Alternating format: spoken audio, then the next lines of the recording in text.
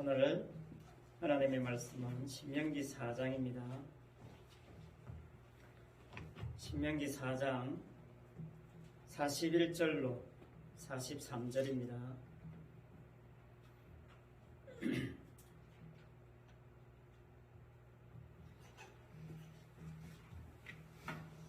신명기 4장 41절부터 43절 말씀 우리 함께 읽겠습니다. 시작. 그때에 모세가 요단 이쪽 배 돋는 쪽에서 새 성읍을 구별하였으니 이는 과거에 원한이 없이 부지 중에 살인한 자가 그곳으로 도피하게 하기 위함이며 그 중 한 성읍으로 도피한 자가 그의 생명을 보존하게 하기 위함이라. 하나는 광야 평원에 있는 베셀이라 로벤 지파를 위한 것이요 하나는 길앗 라못이라 갓 지파를 위한 것이요 하나는 바산 골란이라 므낫세 지파를 위한 것이었더라. 아멘. 오늘은 신명기 4장 본문의 말씀으로 도피성이라는 제목으로 말씀의 은혜를 나누고자 합니다. 오늘 본문 말씀은 도피성 이야기입니다. 요단 동편에 새 성읍을 구별하여 도피성으로 지정하라, 그런 내용의 말씀을 하고 있습니다. 도피성을 지정하는 이유가 뭐냐? 원한 없이 부지 중에 자기도 모르게 살인한 자가 있을 수 있지요. 그 사람들을 위해서, 그 사람들이 피해서 생명을 보존하게 하기 위해서 도피성을 따로 구별해서 만들게 했습니다. 자, 이게 오늘 본문 내용인데 이 도피성에 대한 말씀은 이미 민수기 35장 그리고 신명기 19장에 가면 비교적 자세하게 잘 나와 있습니다. 도피성 이야기에서 우리가 우선 생각해 봐야 할 게 뭐냐면요, 도피성을 아무데나 두지 않았다 하는 겁니다. 물론 오늘 본문에 세 지파를 위해서 요단 동편에 있는 세 지파, 이 지파들을 위해서 세계 성읍을 따로 미리 먼저 구별을 해 놓지만, 상식적으로 생각하면 도피성은 사실 모든 지파, 12지파가 있으면 12지파 안에 하나씩 골고루 세워 놓으면 되지 않겠습니까? 그렇지만 하나님께서 도피성을 세우는데 도피성이 어디에 세워지느냐 하면 레위 지파의 땅에만 세워집니다. 오늘 본문에 나오는 세 지파도 마찬가지고 다른 모든 지파들도 자기들 거주지 안에 있는 레위 지파, 그 레위 지파에만 도피성을 건설하게 했다 하는 것입니다. 이것이 사실 오늘 도피성에 관한 말씀에 있어서는 가장 중요한 부분이고, 이 부분을 생각해 보는 것이 오늘 우리가 말씀을 풀어가는 열쇠가 될 것입니다. 자, 오늘 본문 말씀 앞에 40절을 보면요, 이렇게 말씀하지요. 오늘 내가 내게 명령하는 여호와의 규례와 명령을 지키라. 너와 내 후손이 복을 받아 내 하나님 여호와께서 내게 주시는 땅에서 한없이 오래 살리라. 그렇게 말씀하고 있습니다. 가나안 땅 주신다는 이야기 하고 있죠.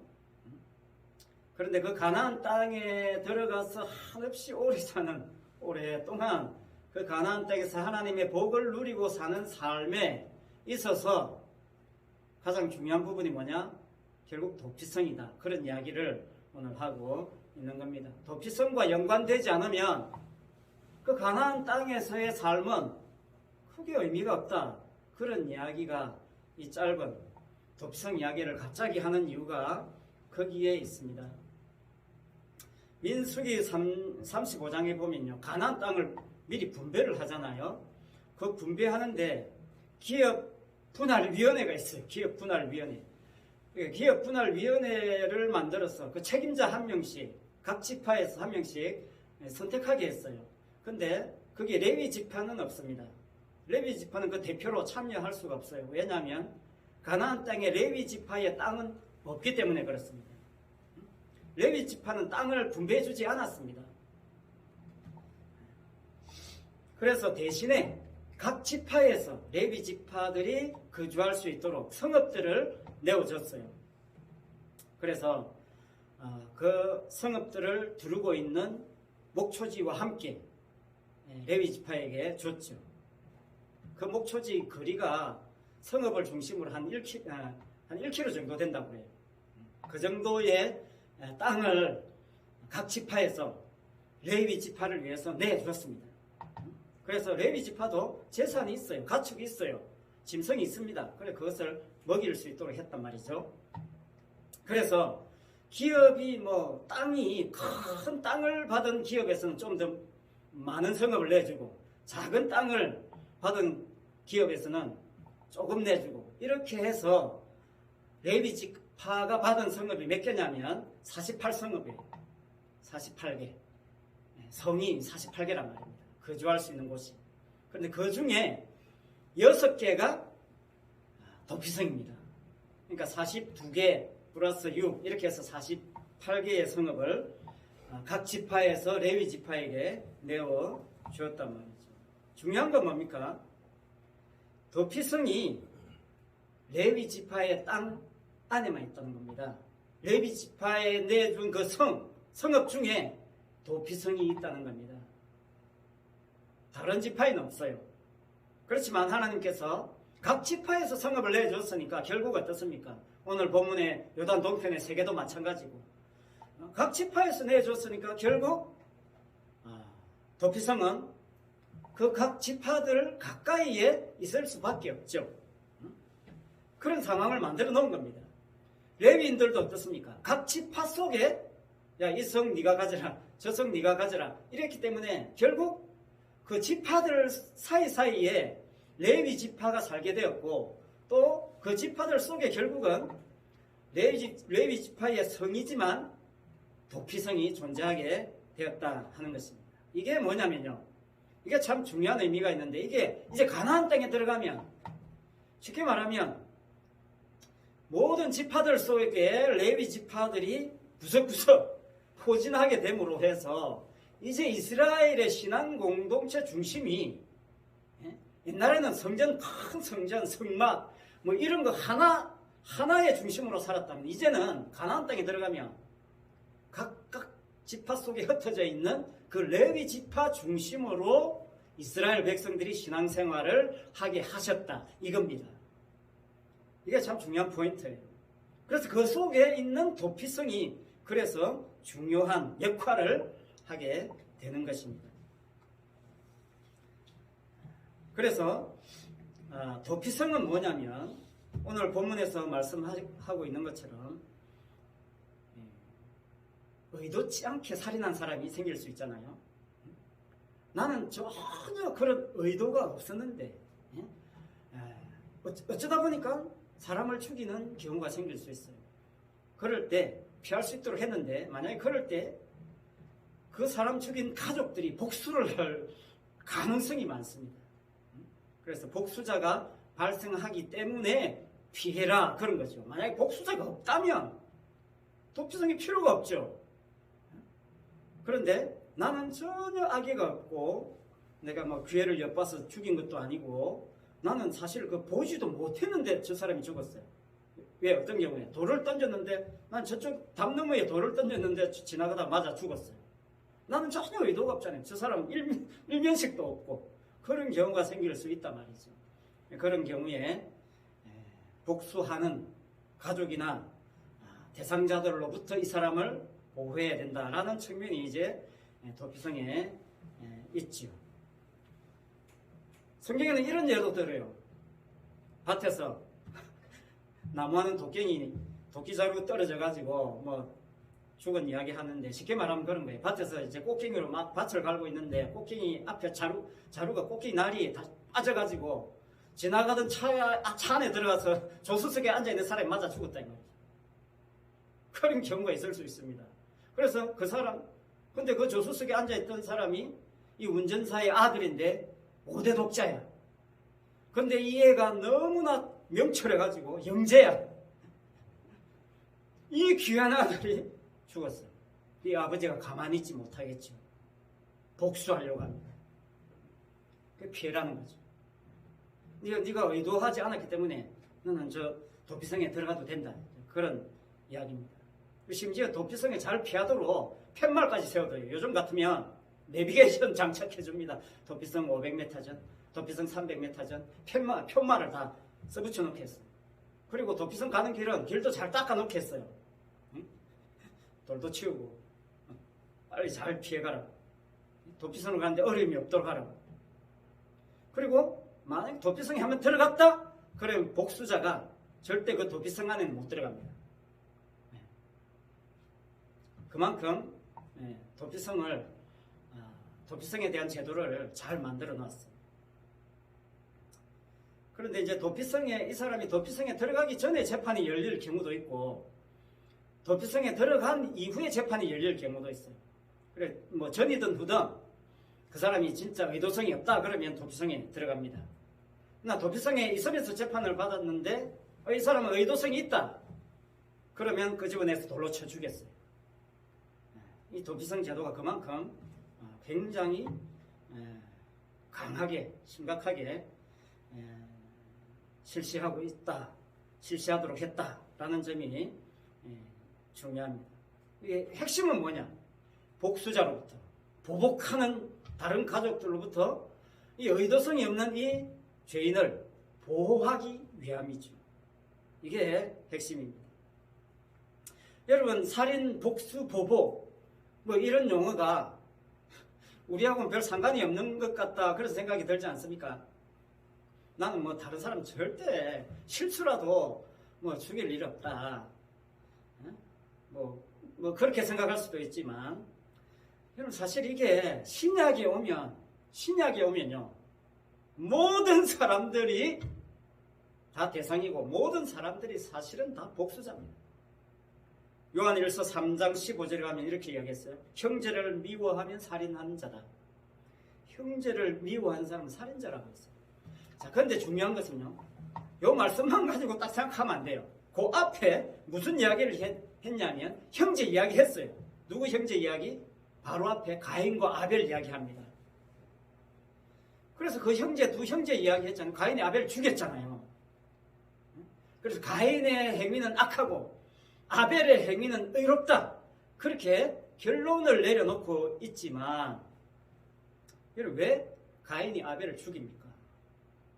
하나님이 아벨의 제사를 받은 것 때문에 죽이잖아요. 왜 내 제사는 안 받냐? 이겁니다.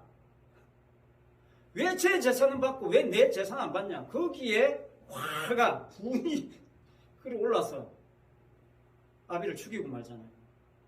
이건 뭐냐면요, 왜 내가 드린 제사 왜 안 받냐? 이게 뭡니까? 내 행함은 왜 안 받냐? 이 말입니다. 내가 이렇게 정성껏 예배 드렸는데 왜 안 받냐? 그게 인간은 참을 인간이 없다 이 말이에요. 복수한다는 겁니다. 하나님을 향해서도 복수한다는 거예요.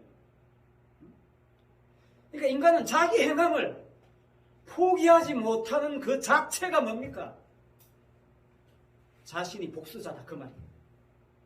아벨은 뭡니까?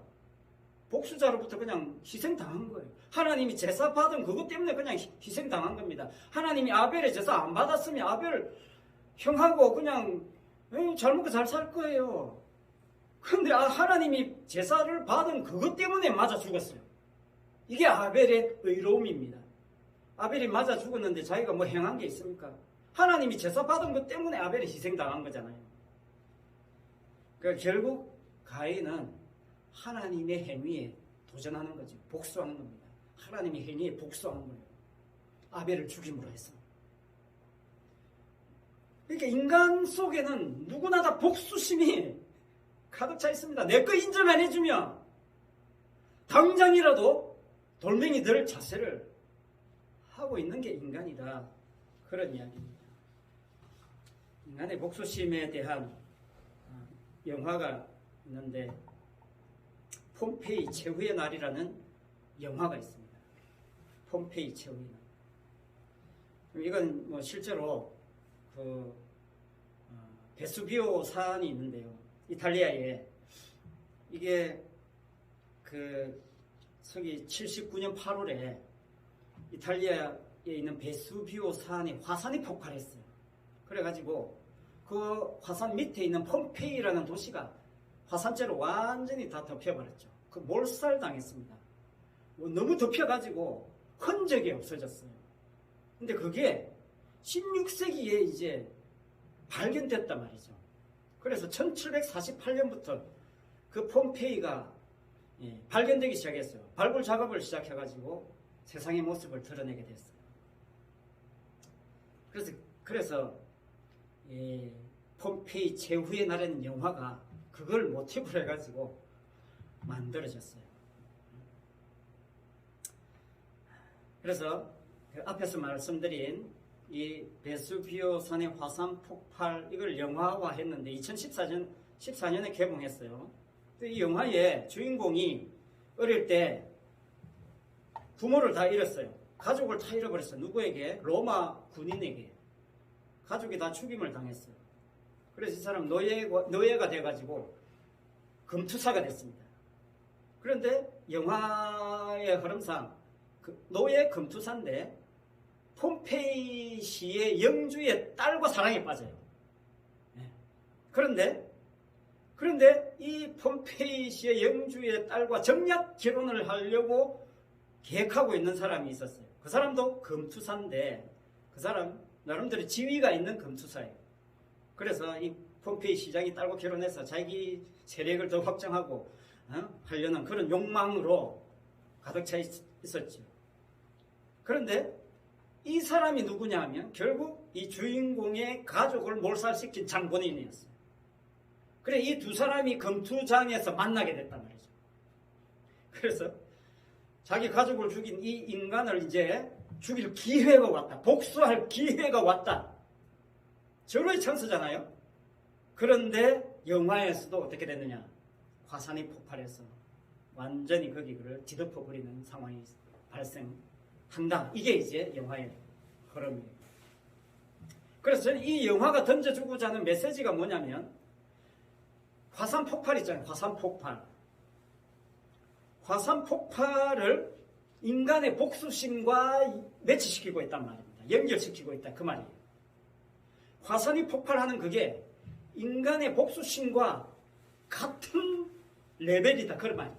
그런 정도로 인간의 복수심이 얼마나 엄청난 것인가 하는 것을 대비시켜주고 있습니다. 그런데 신명기 19장 6절에 봐도요. 이렇게 이야기하고 있습니다. 그 사람이 그에게 본래 원한이 없으니 죽이기에 합당치 아니하나 두렵건대 그 피를 보복하는 자의 마음이 복수심에 불타서 살인자를 뒤쫓는다 이 말이에요. 가족을 죽인 저 사람을 죽이려고 하는 이 가족이 그 사람의 마음이 복수심에 불탄다고 했어요. 신명기 19장에서. 화산 폭발과 마찬가지다 그 말이에요. 그만큼 인간의 마음이 그렇게 복수심에 불타고 있다. 그 말이죠. 누가 건드려주지 않아서 그런 거지. 그래서 그냥 잔잔하게 덮여 있는 거지. 화산 폭발해보세요. 엉망진창 되는 거죠. 그런데 하나님께서 복수를 하지 못하도록 하는 특별한 영역을 만들어 놓은 거죠. 도피성입니다. 그래서 도피성은 받아들이는 성읍이라는 뜻이에요. 받아들이는 성읍. 살인자를 받아들이는 성읍. 문자 그대로 고의성이 없는 살인자를 받아들이는 그런 성읍이 도피성입니다. 그러나 자 이것으로 끝나면 도피성 큰 의미 없어요. 뭐 살인자 그래 받아들이는 도피성 만들어 놓는다는 그 자체만으로 끝나는 게 아니라 도피성을 만든 최종 목적 그게 뭐냐면 이 사람이 도피성에 들어가면 누구하고 연결이 되느냐 하면 당시에 대제사장과 딱 연결이 되게 돼 있어요. 왜? 대제사장이 죽을 경우에만 도피성에서 빠져나올 수 있습니다. 자기 고향으로 돌아갈 수가 있어요. 자기 집으로 다시 갈 수가 있습니다. 그 한 가지 경우 외에는 도피성에서 나가는 방법이 없어요.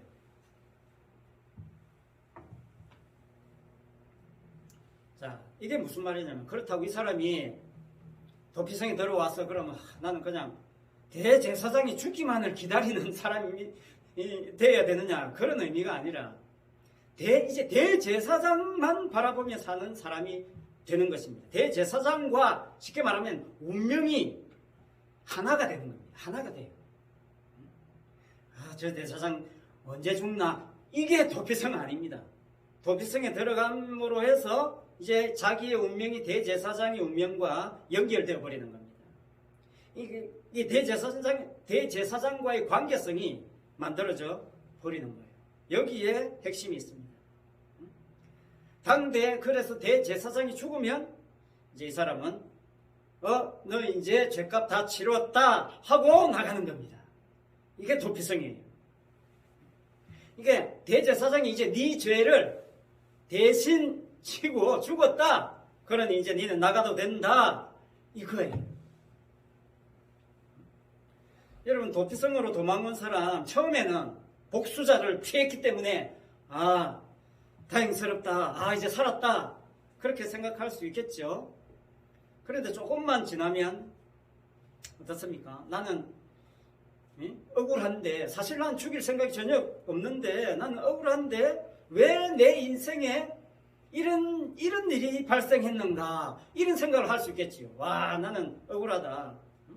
난 전혀 그럴 생각이 없었는데 내가 신앙생활을 얼마나 열심히 했는데 주일을 꼬박꼬박 안 빠지고 얼마나 하나님 시킨 대로 일 잘했는데 왜 나한테 이런 말도 안 되는 일이 발생하게 하시느냐 그렇게 생각할 수도 있겠죠. 그렇게 억울해가지고 이 사람은 또 억울하죠 사실. 우연히 돌 던져 내 맞아 죽어서 내가 지금 평생 까먹도 아닌 까먹살이를 해야 되냐 이런 억울함에 사로잡혀 있겠지만 이 사람이 누굴 바라봐야 됩니까? 제사장을 바라봐야 되는 거죠. 제사장을 보면 어떻게 생각해야 되겠습니까? 제사장은 뭡니까? 제사장은 죄 지은 것 없이 평생 그곳에서 사는 사람 아닙니까? 이 사람은 죄도 없이 나와 같은 이런 일도 없이 어떻게 이 사람은 이곳에서 평생 살다 죽느냐 이런 생각을 하게 돼야 된다 이 말이죠. 죄 지은 것도 없이 죄인처럼 사는 저 사람은 도대체 무슨 죄냐 여기에 시선이 가야 된다는 겁니다. 생각이 여기에 가야 이 사람은 뭡니까? 자기 억울함에서 벗어날 수 있는 겁니다. 다시 말하면 이 제사장 앞에서는요 자기 억울함을 내세울 수가 없는 겁니다. 자기가 아무리 억울해도 저 제사장 앞에서는 명함도 못 내미는 주제구나 그걸 이 사람이 도피성에 들어가서 깨닫게 된다는 거예요. 그리고 그걸 깨달아야 된다는 겁니다. 만약에 제사장 보지 않으면요 평생 이 사람 뭡니까? 자기 억울함만 한탄하면서 사는 거죠. 제사장이 있어도 제사장 저분이 왜 저기 있는가 그거 생각 안 하면 자기가 제사장하고 연결되어 있다는 거 생각 안 하면 이 사람 뭡니까? 평생 그냥 자기 자책만 하다가 한탄만 하다가 죽는 거죠. 자, 그러니까 여기서 더 중요한 문제 도피성을 만든 더 중요한 진짜 이유 무엇이겠습니까? 하나님이 곳곳에 레위인들을 살게 하시고 곳곳에 도피성을 흩어놓으신 진짜 이유가 무엇입니까? 도피성에 들어가 있지 않는 사람도 도피성이 없는 다른 지파들도 뭡니까? 저 도피성 바라보고 살아라 그 말이에요. 누군가 도피성에 들어갔다 그러면 와 내가 들어가야 될 도피성 와 우리도 저 도피성에 들어갈 수 있는 그런 상황 속에 있음을 저 도피성을 바라보고 살도록 저 레위 지파를 중심으로 바라보면서 살도록 하기 위해서 흩어놓으신 것입니다. 레위 지파를 모든 지파들 속에 심어놓은 거예요. 심어놓은 겁니다. 하나님 도피성을 심어놓은 거예요. 오늘날 죄인들이 피해야 될 도피성 뭡니까? 예수님입니다. 예수 그리스도 안 이게 영원한 도피성이에요. 대제사장이신 주님 계신 그 주님 안 예수 그리스도 안이 성도의 도피성입니다. 그러니까 지금 내가 있는 이곳이 그리스도 아니고, 그러니까 이곳이 도피성입니다. 문제는 오늘날 사람들이 그 도피성 안에서, 지금 예수 그리스도 안에서 예수님을 생각지 않더라, 이거예요. 도피성 안에서 자기만 생각하고 있더라, 이겁니다. 자기만 크게 되는 것, 내 교회 크게 되는 것, 거기에만 열중하고 있는 거예요. 더 많이 가지는 것, 거기에만 오로지 관심을 가지고 있더라. 그래서 사람들이 종교적인 행함만, 자기의 고난만 가득 채우고 있더라. 그 이야기를 사실은 오늘 도피성에서 우리에게 해주고 있습니다. 오늘날 교회는 주님의 몸이기 때문에 교회가 도피성 역할을 잘 해야 됩니다. 주님이 머리 대신 주님의 몸 된 교회야말로 이 시대의 진정한 도피성이 되어야 되지 않겠습니까? 예수 그리스도를 주로 고백하는 성도가 있는 그곳이 교회든 가정이든 도피성입니다. 그런데 성도에게 전혀 예상치 못한 일들이 막 일어나죠. 왜 나에게 이런 일이 일어나는가? 내가 예상치 못한 일들이 얼마나 많습니까? 110만 원 내가 의도적으로 보낸 거 아닙니다. 다른 사람한테. 전혀 생각지 못한 일이 일어납니다. 왜 그런 일들이 일어납니까? 내가 할 수 없잖아요. 정말 내가 받아낼 수가 없어요. 잘못 보낸 거 내가 받아낼 길이 없어요. 그러니까 내가 할 수 있는 일은 아무것도 없습니다. 주님이 다 하시는 거죠. 끊임없이 주님이 하시는 일에 너는 그저 와서 누려라, 그게 주님인데, 인간은 내가 할게요, 내가 해낼게요. 그러니까 주님은 내 해낸 것에 대해서 복만 주시면 됩니다. 딱 요거예요, 딱 요거. 이게 이 세상이, 이게 오늘날 우리 교회 모습은 아닌가 돌아봐야 된다는 겁니다. 도피성이 그 이야기를 하고 있는 겁니다.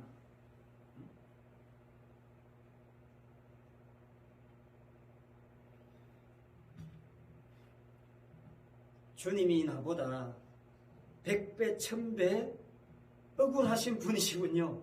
그걸 도피성에 와서 발견해야 되는 겁니다. 나는 아무것도 아닙니다. 나는 아무것도 아니군요.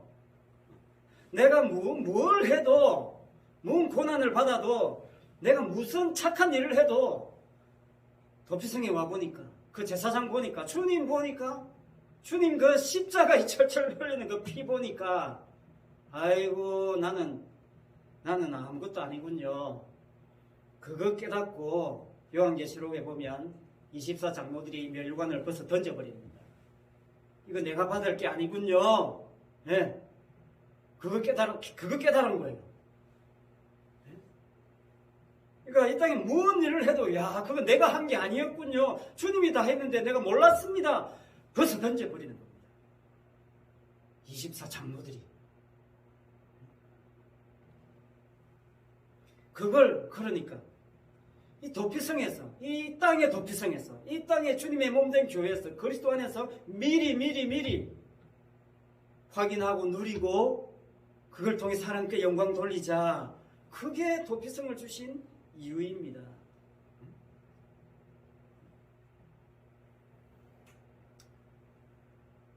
여러분 교회 나올 때마다, 주님을 바라볼 때마다 저는 제 인생 자체가 죄덩어리라서 억울해도 마땅하지만 죄 없으신 주님께서는 어찌 저 같은 죄덩어리를 위해서 그런 억울함을 당하셨습니까? 그게 십자가 아닙니까? 주님 제 불쌍히 여겨주시옵소서. 이런 기도밖에는 사실요 할 게 없어요. 누가복음 18장에 나오는 그 세리처럼. 바리새인은 뭡니까? 자기가 행한 종교적인 행함만 줄줄줄줄 엎어놓아요. 주님 앞에 나와서 기도하면서, 성전에 나와서 기도하면서, 내가 11조하고 금식하고 내가 예배하고 다른 사람을 위해서 봉사한 그것만 줄줄줄줄 엎어놔요. 이런 인간 되게 해주셔서 감사합니다. 그건 뭡니까? 기도 아닙니다. 자기 자랑이지. 그러니까 교회에 와서도 주님을 안 봐요. 자기만 봐요. 교회 와서 자기 행함만 봐요. 그거 안 알아주면 삐쳐요. 또 교회 안 나와. 다른 교회 가. 그거 알아주는 교회로 가요.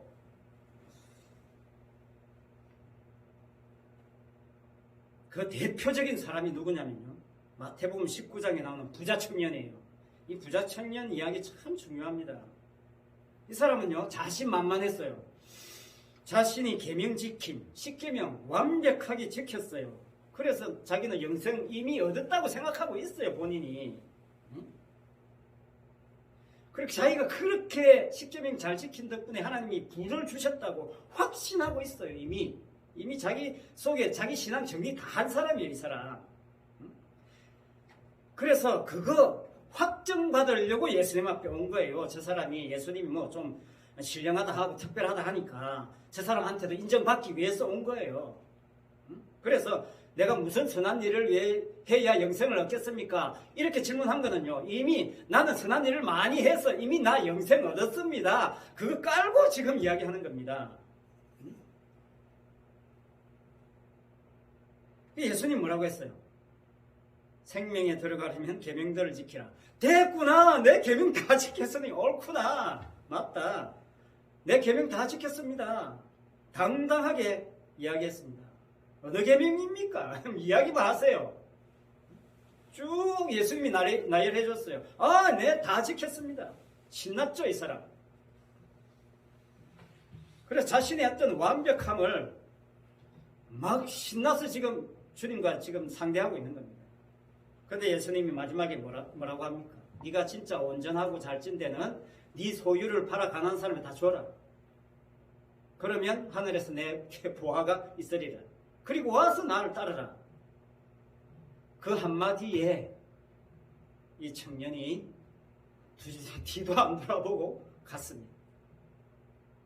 이 청년이 근심하여 갔다. 무슨 말이냐면, 아, 내가 영생 얻지 못하면 어떡하지? 이렇게 고민한 게 아닙니다.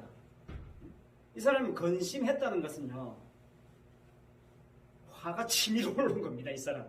내가 지금 이렇게 해서 완벽하게 지켜서 부를 누리고 있는데, 부가 확정하는 것이라고, 내 부가 내 행함을 증명해 준 것이라고, 내 신앙을 증명해 준 것이라고 확실히 믿고 있는데, 그걸 확 부정하니까 화가 치밀어 올랐던 겁니다. 속에서 화산이 폭발한 거예요, 이 청년에게. 주님이 자기를 인정하지 않는다는 것에 대해서 쉽게 말하면 뭐냐면, 돌아섰다는 것은 복수한 겁니다. 나는 네 인정 안 함으로 나는 내 길 가겠다, 그 말이에요. 한마디로 이 청년은 예수님에게 복수하는 거예요. 나는 네 인정 안 하겠다는 것으로 복수하는 겁니다. 그게 화를 내면서 근심하면서 돌아갔다는 거예요. 이 근심을 그냥 이제 뉘우치는 정도로 생각하면 안 됩니다. 이 청년 자기 행함과 부 포기할 사람 아니에요. 내가 이렇게 부자 된 게 계명 완벽하게 지켜서 이제 영생 누리고 부도 누리고 있다고 생각한 그것을 포기하겠습니까? 웃기고 있네. 그래, 난 네 인정 안 하면 된다. 나는 내 믿음으로 내 영생 누리면 되지. 이거예요. 이 청년이 뚜껑 열린 겁니다. 이 청년의 모습을 뒷받침해 주는 게 바로 그 뒤에 예수님이 그렇게 이야기했습니다. 부자는 천국에 들어가기가 어려우니라. 다시 강조하지요. 낙타가 바늘기로 들어가는 것이 부자가 하나님 나라에 들어가는 것보다 쉬우니라. 안 된다는 거죠. 자, 이 말은요, 부자라고 천국 못 들어간다는 말이 아니잖아요. 이 부자 청년처럼 자기 행함에 도취되어 있는 사람은 못 들어간다는 겁니다. 그 천국하고 상관없다는 거예요. 천국 들어가도 결국 뭡니까? 다 벗어 던져야 돼요. 다 내 거 아니라고 내놔야 돼요. 그러니 미리 내놓으라는 겁니다. 도피성 만들어가지고. 이 부자 청년에게 이 세상은요, 죄인의 도피성이 아닙니다. 자기 천국이에요. 자기 천국입니다. 그러니까 이 부자에게 자기 천국인 이 세상은 사실은 지옥이죠. 그 사람에게 지옥입니다. 왜? 주님이 없으니까요. 주님과의 관계성이 단절됐으니까 지옥이죠. 이 세상이 자기 왕국이면서 지옥입니다. 자기는 부와 명예와 영생까지 다 확보하고 있다고 큰 소리 치는 거예요. 자기 왕국입니다. 그런데 지옥이에요. 왜? 주님이 없으니까. 고린도전서 10장 13절에 말씀합니다. 사람이 감당할 시험 밖에는 너희가 당한 것이 없나니 오직 하나님은 미쁘사 너희가 감당하지 못할 시험 당함을 허락지 아니하시고 시험 당할 즈음에 또한 뭐라? 피할 길을 내사 너희로 능히 감당하게 하십니다. 피할 길을 내주십니다. 피할 길, 도피성으로 가는 길, 피할 길입니다. 시험 당할 즈음에 피할 길을 내십니다. 도피성이죠. 주님께로 올 수 있는 길을 주님이 열어주십니다. 그게 성도예요. 자기가 길 찾아서 가는 것은요, 지옥입니다. 네. 주님이 우리의 온전한 도피성이요, 영원한 도피성이고, 그 도피성 안에서는 주님이 내 대신 죽으신 그 은혜만 영원토록 찬양하는 곳, 그게 도피성이고, 교회고, 천국입니다. 그래서 여러분, 지금까지 수많은 시험을 당해 왔을 수 있습니다. 그러나 감당했습니다. 주님이 도피성이었기 때문입니다. 주님이 피할 길을 열어주셨기 때문입니다. 내 힘이 아니에요. 절대 내 힘이 아닙니다.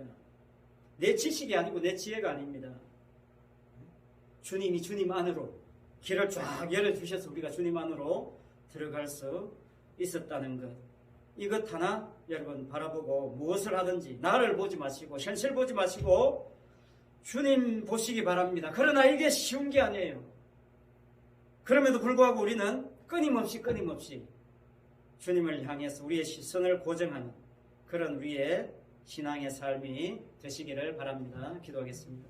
아버지 하나님, 인간은 이 땅에 사는 동안 자기가 행한 것에 기대를 걸고 하나님 앞에 나옵니다. 그러나 그 하나님은 결국 우상입니다. 십자가를 지신 주님 앞에서 아버지 하나님, 우리가 이 땅에서 내가 고생한 그 모든 것들은 결국 아무것도 아니었다는 것을 십자가 앞에서 발견하게 됩니다. 그래서 아버지 하나님, 우리는 날마다 십자가 앞에 서야 됩니다. 하지만 악한 마귀 사탄이 이 십자가를 가립니다. 십자가 대신에 내 행함을 내세우게 만듭니다.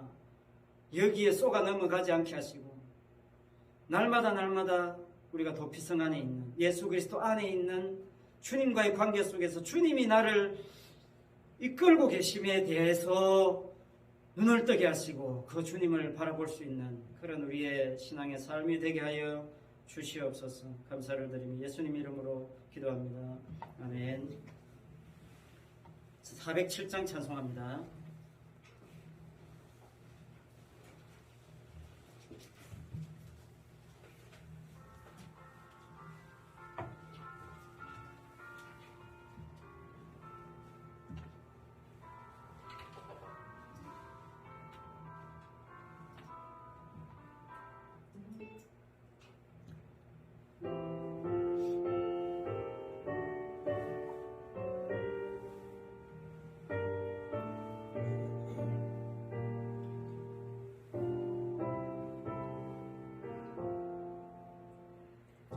주와 함께 나 죽었으니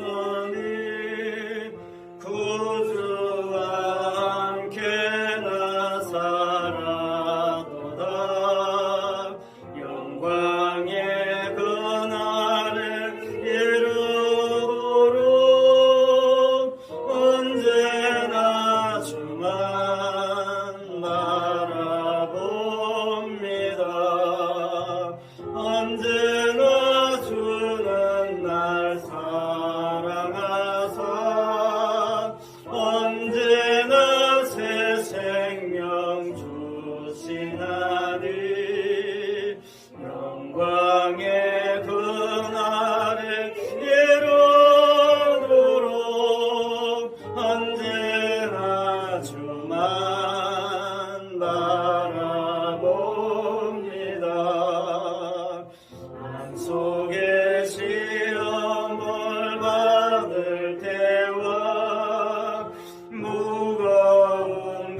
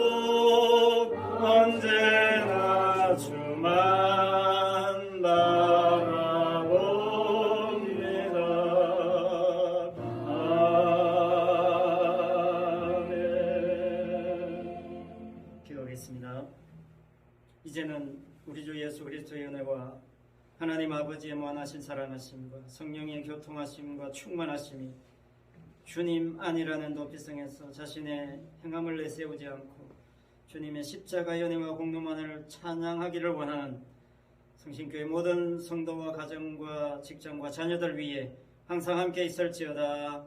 아멘.